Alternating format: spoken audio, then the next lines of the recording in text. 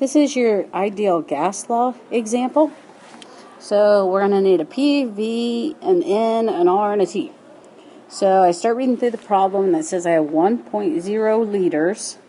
So I know that's a volume. And 2.00 moles, so I know that's N. At 22.3 degrees Celsius. And we know that R is 8.31 if you're in kPAs and liters and moles and Kelvin. So as long as we stay in those units, which means when we get our pressure, our answer will be in kPa. Our volume is already in liters.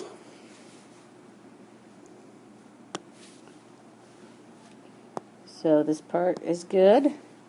The kPa is good because we're going to label our answer kPa. Our N needs to be in moles, and it already is. And our temperature needs to be in kelvins. So we need to add 273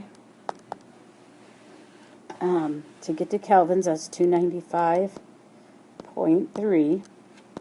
Okay. That means they're all in the right units. So then we can fill into this formula up here.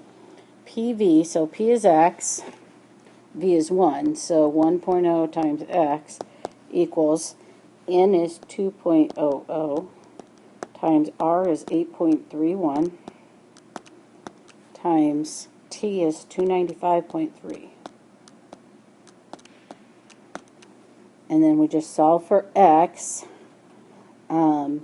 multiply everything together and divide by the other side.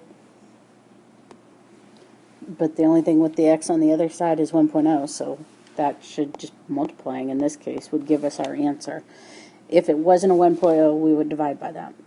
So let's see what I get. 295.3 times 2 times 831 is 4,907.886.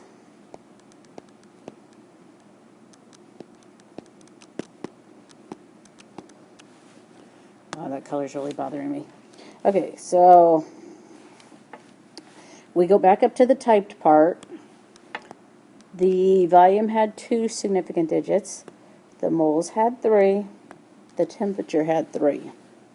So therefore, I can only have my answer be as good as the worst one, so I'm going to have 2 significant digits.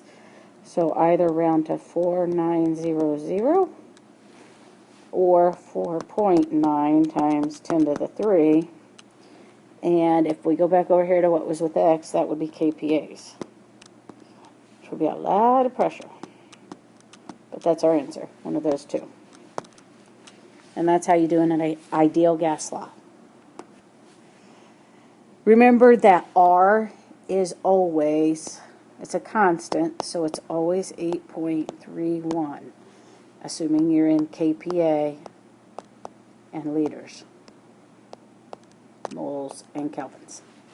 So you're going to use that R in every problem you do, pretty much anyway.